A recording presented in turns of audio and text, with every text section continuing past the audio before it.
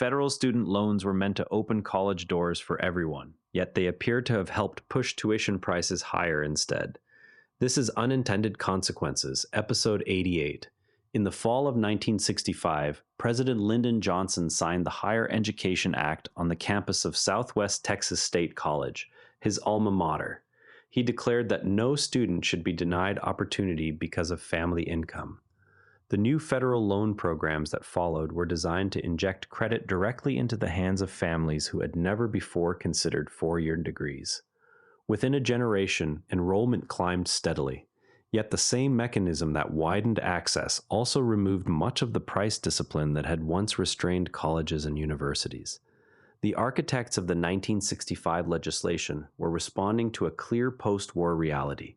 College remained largely the province of families who could pay outright or qualify for limited private credit. Johnson and congressional supporters, drawing on the precedent of the GI Bill, believed that government-backed loans would function like an investment in human capital. They expected the loans to raise earnings and tax revenue over time. At the time, most institutions operated with modest endowments and relied heavily on state appropriations or tuition from a narrow slice of the population. Policymakers saw guaranteed credit as a way to expand the market without requiring large new public expenditures on campus construction. They expected colleges to continue competing on price and quality, much as they had before the loans arrived. A typical private college in the early 1960s charged roughly $1,000 to $2,000 in annual tuition. State universities often charged under $500.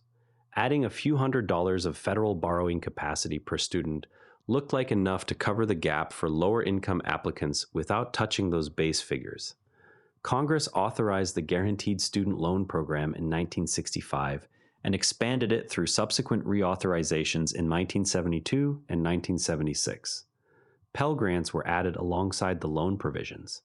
By the early 1980s, annual federal lending volume had grown from a few $100 million to several billion. Early data showed rapid gains in enrollment among lower and middle-income students, exactly the groups the legislation targeted.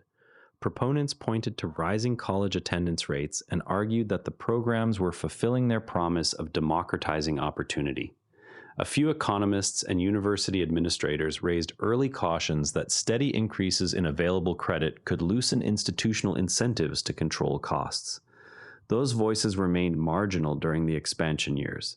Reauthorizations also raised annual and aggregate loan limits in step with inflation and then beyond it. By the mid-1990s, a dependent undergraduate could borrow more in real terms than the entire cost of attendance at many public universities 2 decades earlier. Each increase was justified by the same logic that had guided the original bill. As federal loan limits rose and private lenders entered the market in the 1990s and 2000s, sticker prices at many colleges began climbing faster than inflation or household income. The Bennett hypothesis received renewed attention from researchers. Several studies using variation in loan limits found that institutions passed through roughly 30 to 60 cents of every additional dollar of federal borrowing capacity into higher published tuition. Other analyses using different data sets found smaller or statistically insignificant effects.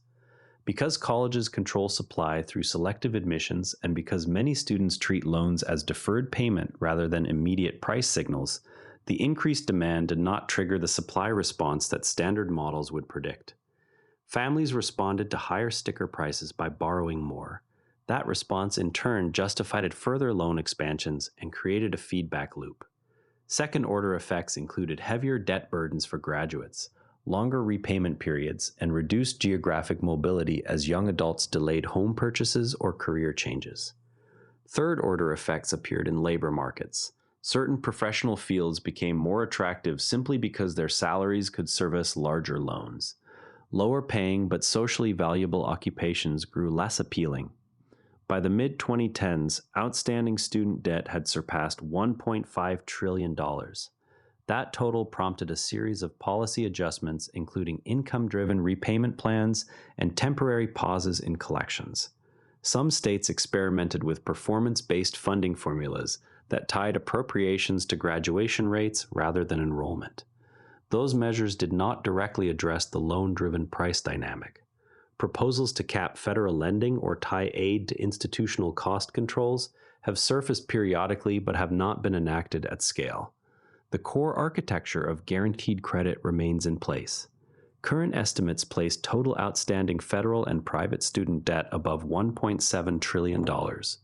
When policymakers subsidize demand for a good whose supply is deliberately limited by selective admissions or regulatory barriers, part of the subsidy will almost always be absorbed by rising prices rather than expanded access. Incentive structures in higher education proved especially responsive to the availability of third-party credit because the people making enrollment decisions are not the same as the people ultimately repaying the loans. Any future attempt to lower net costs through expanded credit should be paired with explicit mechanisms that constrain price growth or expand the number of high-quality seats. How might similar dynamics appear in today's debates over housing affordability or healthcare financing, where credit subsidies again meet constrained supply? We'll leave it there for today. Thanks for thinking through this one with me. If you know someone who loves a good cautionary tale, send it their way, and I'll see you tomorrow with another. And if you'd rather watch than listen, find us on YouTube at NARA Network. Links in the show notes. One more thing, if you liked today's episode, our sister show OmniView is worth a spot in your feed, a balanced daily world news briefing that takes every side seriously. It's one of the NARA Network's daily briefings, all free at naranetwork.com. Live dashboards, TSLA, SpaceX launches, the investing scoreboard are all at naranetwork.com data. This episode used AI voice synthesis of my voice. Editorial selection and analysis are my own.